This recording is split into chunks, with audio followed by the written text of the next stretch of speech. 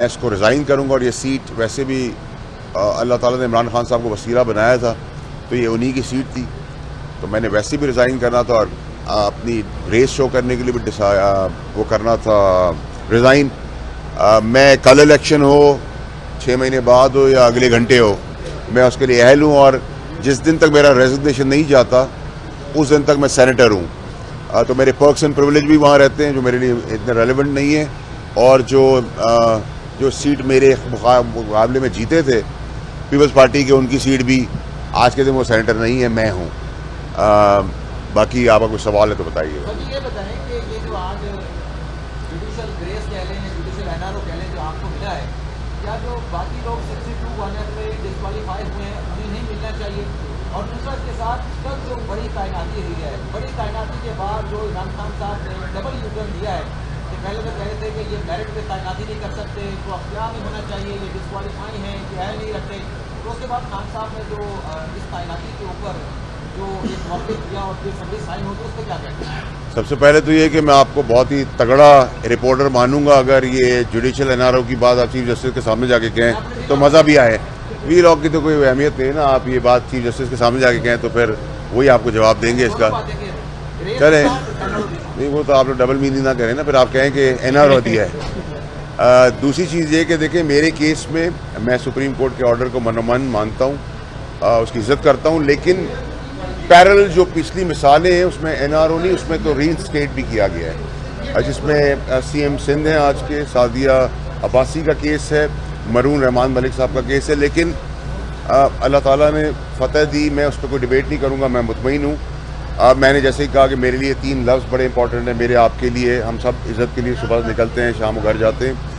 Grace दिखाई है, मेरे लिए कहा गया चीफ जस्टिस साहब ने, मुझे कहा गया कि इंस्पायरिंग कॉन्फिडेंस है और कैरेक्टर दिखाया है। तो यही 3 चीज़ों के लिए मैं और आप हम सारे निकलते हैं, अल्लाह की रहमत है। और मेरे लिए सेकंड इम्पॉर्टेंट चीज़ ये कि फाइनली हाई कोर्ट और इलेक्शन कमीशन का जो ऑर्डर है वो कल अदम हुआ है, नल एंड वॉइड हुआ है, डिफीटेड हुआ है। सर मेरा क्वेश्चन है जी, पीटीआई के साथ आपका ताल्लुक रहा है, उनको बड़ा प्रॉब्लम है कि ये पीटीवी आपको बड़ी कवरेज देता है आजकल। वैसे वैसे मैं भूल जाता हूँ, अब मैं ये पीटीवी का खुद ही पूछ लिया करूँगा कि आया है नहीं आया है, बाकी तो आप दोस्तों को बुलाता था। मेरा ताल्लुक इमरान खान साहब के साथ था, इमरान खान साहब का है और रहेगा, प्यार और एहतराम का रिश्ता। पीटीआई उनकी पार्टी थी तो मैं उसमें था। तो पीटीवी कैसे आ गया? वाडी साहब ये बता दें भाई, इस तरह तो मैं कोई कमेंट, मैं ना जज के ओहदे पर हूँ तो मैं कोई ऐसी बात नहीं कर सकता। कोर्ट में उनका केस है, जो भी हो। वाडी साहब ये बता दें कि जो इम्पोर्टेंट अपॉइंटमेंट्स होनी थी वो हो चुकी है, अब आप पॉलिटिकल हालात किस तरफ जाते देख रहे हैं? इलेक्शन आपके पास क्या कोई इन्फॉर्मेशन है, कब होता हो रहेगा, टाइम पर होगा, जल्दी होगा? देखिए इलेक्शन, एक तो तैनाती जो है वो जैसे कहते हैं कि हदीस है कि आयत है जिसका तर्जुमा है कि अल्लाह ताला जिसको इज़्ज़त देना चाहे दे, जिसको ना देना चाहे ना दे। तो कोई अल्लाह ने अगर किसी को देना है तो कोई रोक नहीं सका, अल्लाह ने देना था। दोनों काबिल अफसर, हाफिज़ कुरान, ईमानदार और सारी लिस्ट में काबिल इज़्ज़त लोग थे, लेकिन इंसानों ने बहुत ताकत लगाई, लेकिन अल्लाह ने देना था तो अल्लाह ने दिया। और पाकिस्तान की खुश नसीबी है कि हमें ऐसे सिपहसालार मिलते रहे हैं और मिलेंगे आगे भी।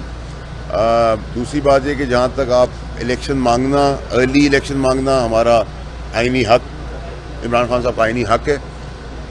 इलेक्शन टाइम पे होना वो भी आईनी चीज़ है, तो ये तो अभी खेल चलता रहेगा।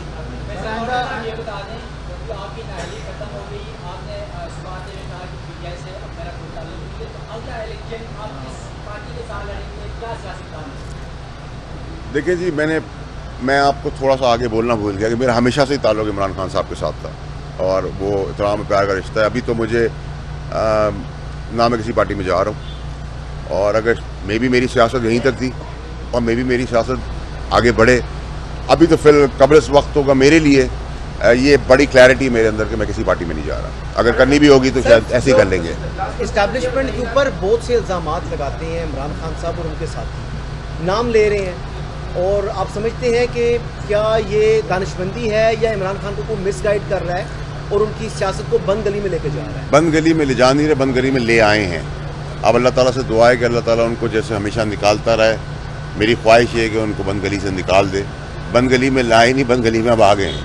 और ये जो नाम लेने का तरीक़ेकार है ये बड़ी ज़ाब्ती है, बगैर किसी शवायद के, किसी के कहने पर। और इमरान खान साहब का जैसे मैं हमेशा कहता हूँ उनकी स्ट्रेंथ और वीकनेस यही है कि वो भरोसा करते हैं। तो जो अगर मैं जाके उनको कहूँगा कि आपने ही किया है, अब्दुल गफूर ने ही काम कर दिया है, वो उसको बिलीव कर लेंगे, कह देंगे अब्दुल गफूर ने किया है। तो मैं उनको भी कसूरवार नहीं ठहराता, लेकिन मेरे ख्याल से इतने बड़े स्टाचर के लीडर के लिए मुनासिब है कि वो चीज़ें वेरीफाई करके करें। कल खान साहब के जलसे में जा रहे हैं, स्टेज पे बैठेंगे। सर खान साहब आधी रात को आवाज़ देंगे, हम हाजिर हैं। जलसा हम टीवी पे देखेंगे, खुशगवार माहौल में कॉफ़ी के साथ।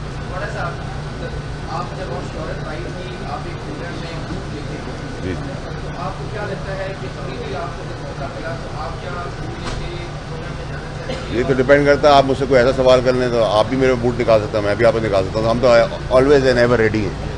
थैंक यू बहुत शुक्रिया। चल भाई सुट टिकट और जोड़ा मंगी इतना लेंगे। पैकअप सवाल पीटीवी वाला था।